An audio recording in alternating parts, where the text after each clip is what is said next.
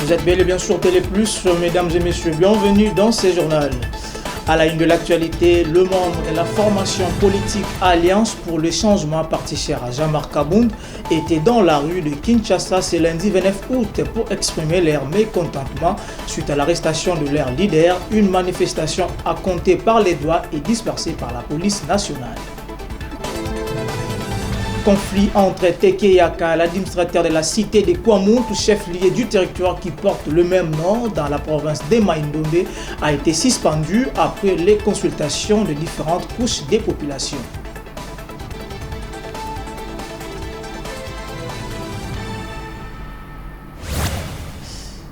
Une fois de plus, bienvenue dans ce journal.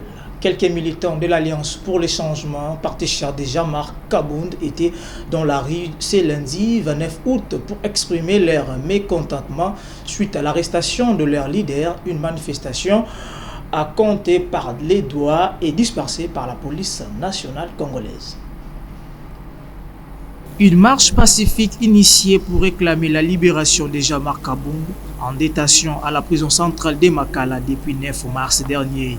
Quelques militants de l'Alliance pour le changement de Jean-Marc Kabound, à compter par les doigts, ont été dans la rue pour exiger la libération de leur leader.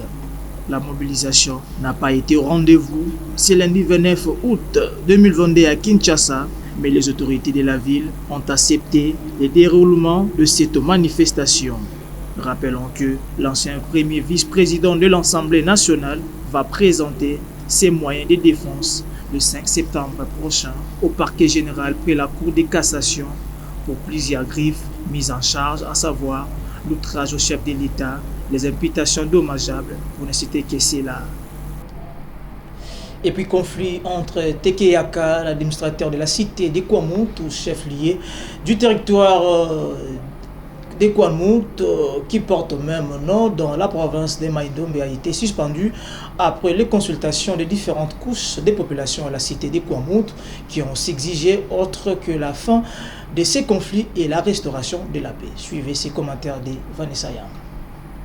Il s'agissait pour le vice-premier ministre, ministre de l'Intérieur, Daniel Assello, et les autres membres du gouvernement qui l'accompagnent de s'imprégner de la genèse du conflit entre Teke et Yaka et ensuite les solutions à mettre en place pour restaurer la paix dans cette partie de la République. Touti kopesa bango message espoir. Touti pe koyebisa bango que soki mutu asali mabe batika l'État à s'occuper na ye. Bamisa la violence était. Gouvernement na bango, eza sima na bango. Toyende koyebisa bango, bango oyo tokuti awa na lenga ba se préparer pona kozonga na bandako na bango.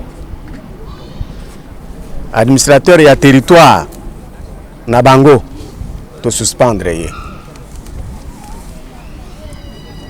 Ba militaire na biso basi bazali déjà na babisika oyo suivant ba information bazana yango bakoki kozala déjà placé pona koyeba ndenge ya ko protéger na cité ya Kwamoutou na ba village to ba agglomération mosusu oyo ezali troublé. Cela est fait et nakanisi que bazana espoir ya komona ete gouvernement na bango eza ko soutenir bango toza sima. Ils n'ont pas à faire des revendications, c'est un droit pour eux que ya kozala protégé par le gouvernement na bango. Les chefs coutumiers, comme les autres forces vives, notamment la société civile de ces territoires, situés à plusieurs kilomètres de Kinshasa, qui ont fourni des explications à la délégation gouvernementale, sont tous surpris de la proportion que prend ces conflits qui, au départ, n'étaient simplement qu'un conflit des terres. Et puis insécurité à l'est de la RDC, plus de 80 écoles primaires secondaires du territoire du Romo en Ituri seront Délocalisées avant la rentrée scolaire prévue le 5 septembre prochain, les activités scolaires ont connu une perturbation de 2 dernières années dans de nombreuses localités de ces coins de la République démocratique du Congo suite aux attaques répétitives menées par les rebelles dont les ADF et leurs alliés. Plusieurs élèves ont abandonné l'école à cause de cette situation qui perdure et cela malgré l'instauration de l'état de siège. Et puis en sport, l'équipe nationale de football de la République démocratique du Congo a battu le Tchad sur un score de 2-1 au stade Adicho au Cameroun dans un match comptant de la première manche des éliminatoires du championnat d'Afrique des Nations 2023. Bavantonde. C'était au stade Aïdjo du Cameroun que les Léopards A de la République démocratique du Congo ont battu le Tchad le dimanche 28 août 2022. C'est dans le cadre des éliminatoires du CHAN 2023 que cette rencontre a eu lieu. Les poulains d'Otis Singoma s'offrent déjà une victoire à l'extérieur, 2-1 dans cette première manche des doubles confrontations. Philippe Kinzumbi et Adam Bossou, tous deux attaquants du tout-puissant Mazembe de Lubumbashi, les deux corbeaux cette fois-ci sous les labels de l'équipe nationale, ont tout fait pour offrir cette belle victoire à la République démocratique du Congo dès la première mi-temps. L'un a fait bouger les filets de l'équipe adverse à la 17e minute et l'autre a bouclé juste à la fin des 45 premières minutes de la rencontre. Du retour au gazon, les Tchadiens ont bien voulu relever la pente en réduisant le score à la deuxième mi-temps, mais dommage pour eux, le score n'a pas changé jusqu'au coup de sifflet final de l'arbitre central.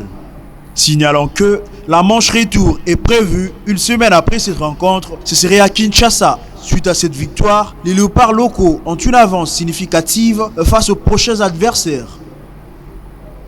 Toujours dans le même chapitre plutôt des sports, douche froide pour les léopards Monsieur Basketball qui se sont une nouvelle fois inclinés lors des éliminatoires pour la prochaine Coupe du Monde qui est prévue en 2023. Les Fauves congolais ont bouclé la campagne ce dimanche 28 août devant la sélection tunisienne Sephora Sem pour les commentaires.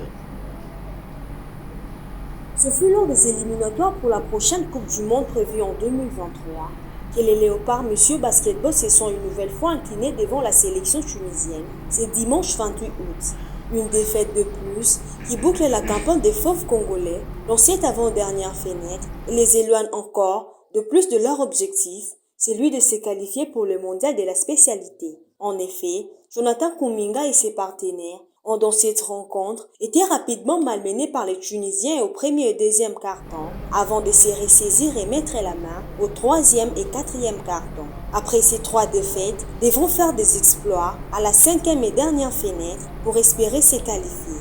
Les Léopards comptent 12 points au classement. À savoir, les Fauves congolais n'avaient pas droit à l'erreur après leur défaite devant les Lions indomptables du Cameroun et les Soudans du Sud. Ce journal est pratiquement terminé, mais avant de nous séparer, place au rappel des titres. Le membre de la formation politique Alliance pour le changement, parti cher à Jean-Marc Kabound, était dans la rue de Kinshasa ce lundi 29 août pour exprimer leur mécontentement suite à l'arrestation de leur leader. Une manifestation à compter par les doigts et dispersée par la police nationale. Conflit entre Teke Yaka, l'administrateur de la cité de Kouamouk, chef-lieu du territoire qui porte le nom dans la province de Maïndombe, a été suspendu après les consultations de différentes couches des populations. Merci de nous avoir suivis. L'actualité reste en continu sur Télé+.